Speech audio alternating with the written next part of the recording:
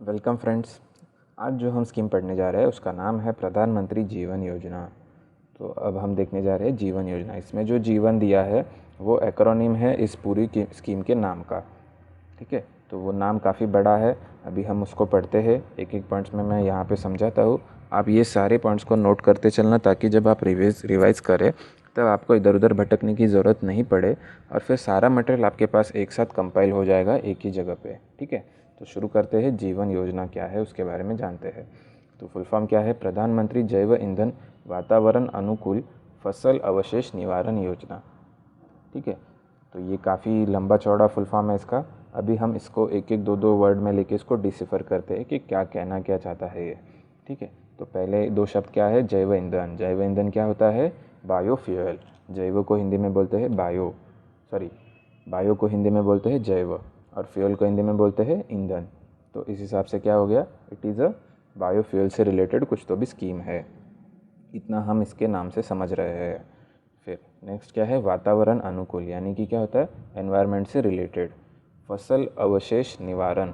फसल अवशेष क्या होता है? फसल यानी कि क्रॉप, अवशेष यानी कि जो बचा कुचा है, यानी कि रेसिड्यू बोल सकते हैं आप उसको। तो ये स्कीम किससे रिलेटेड है? जो क्रॉप रेसिड्यू है उसका निवारण, यानी कि उसको यूज़ करना।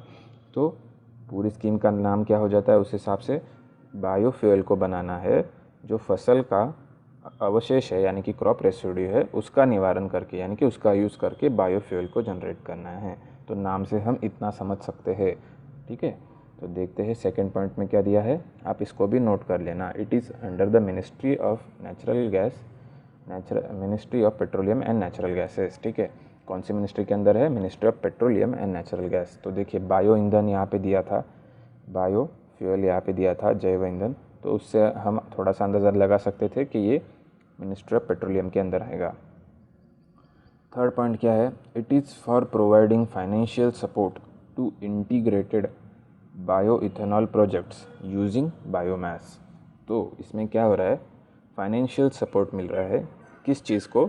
इंटीग्रेटेड बायो इथेनॉल प्रोजेक्ट्स को। इंटीग्रेटेड बायो इथेनॉल प्रोजेक्ट्स को, यानी कि वो बायो इथेनॉल का प्रोडक्शन करेंगे जो भी क्रॉप रेसिड्यू होगा उसकी वजह से, उसके यूज़ करके। ठीक है, यूजिंग बायोमास। बायोमास का यूज़ करके वो क्या करेंगे? बायोफ्यूल जनरेट करेंगे, दैट इज़ बायो इथेनॉल। और फिर बाद में वो बायो इथेनॉल जो हमारा पेट्रोल या डीजल है उसके साथ उसको ब्लेंडिंग करवाएंगे और वो एज अ फ्यूल भी यूज़ होगा। तो देखिए, इस हिसाब से ये काम कर रहा है। तो स्कीम क्या करने जा रहा है एग्जैक्टली? जो प्रोजेक्ट्स है बायो इथेनॉल प्रोजेक्ट्स, उनको फाइनेंशियल असिस्टेंस देने जा रहा है। ठीक है, तो ये इसका बेसिक ऑब्जेक्टिव हो गया। नेक्स्ट पॉइंट क्या दिया है? It is focuses on second generation ethanol production. Second generation ethanol का प्रोडक्शन करना है। ठीक है, तो ये भी हमें नोट करना है। हमें पता है कि बायो फ्यूल जो होता है उसके 3 जनरेशन्स होते हैं। पहला जनरेशन कौन सा होता है? फर्स्ट जनरेशन वो है जिसमें जो फूड क्रॉप्स है उनका रेसिड्यू है, तो उसका यूज़ करके हम बायोफ्यूल बनाते हैं। सेकेंड जनरेशन बायोफ्यूल कौन से होते हैं? जिनमें हम नॉन फूड क्रॉप्स का जो रेसिड्यू है या जो प्रोडक्ट है उसका यूज़ करके हम बायोफ्यूल बनाते हैं।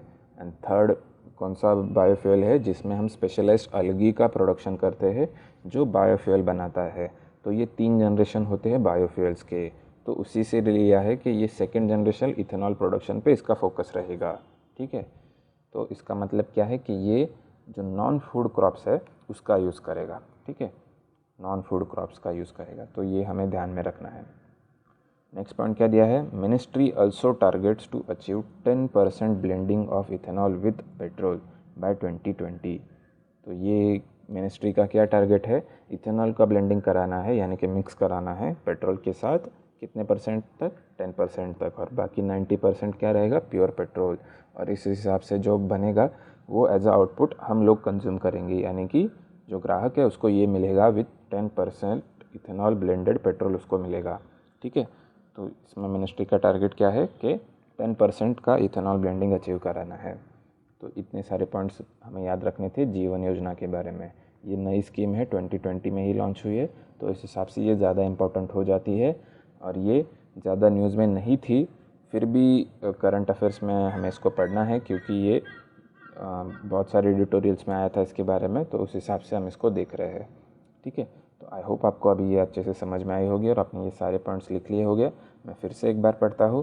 प्रधानमंत्री जीवन योजना, द फुल फॉर्म ऑफ जीवन इज़ जैव ईंधन वातावरण अनुकूल फसल अवशेष निवारण योजना, यानी कि बायोफ्यूल बनाना है फसल अवशेष क्रॉप रेसिड्यू का यूज़ करके, by using crop residue to produce biofuel. तो ये इसका नाम से फुल फॉर्म से मीनिंग हो जाता है। It comes under the ministry of petroleum and natural gases. Ministry her schemes के लिए इंपॉर्टेंट होती है, मिनिस्ट्री में क्वेश्चन पूछे जाते हैं, तो ये हमें याद रखना है कि पेट्रोलियम एंड नेचुरल गैसेस वाली मिनिस्ट्री है इसमें। What is the exact objective? The exact objective is the providing financial support to the bioethanol projects. ठीक है, जो बायो इथेनॉल प्रोडक्शन वाले छोटे छोटे प्लांट्स रहेंगे उनको फाइनेंशियल सपोर्ट करना है। ठीक है, जो बायो इथेनॉल बना रहे हैं बायोमास का यूज़ करके। And it will also focus on second generation ethanol production. जो इथेनॉल सेकेंड जनरेशन वाला है उसका फोकस ये कर रहा है।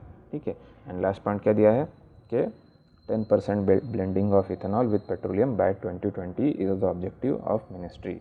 मिनिस्ट्री ने क्या ऑब्जेक्टिव रखा है? 2020 तक 10% इथेनॉल ब्लेंडिंग कराना है पेट्रोल से। ठीक है, तो आई होप आपको ये अभी अच्छे से समझ में आया होगा और आपको ये वीडियो भी अच्छा लगा होगा। अगर आपको ये वीडियो अच्छा लगे तो आप इसको लाइक कर देना। ठीक है, थैंक यू।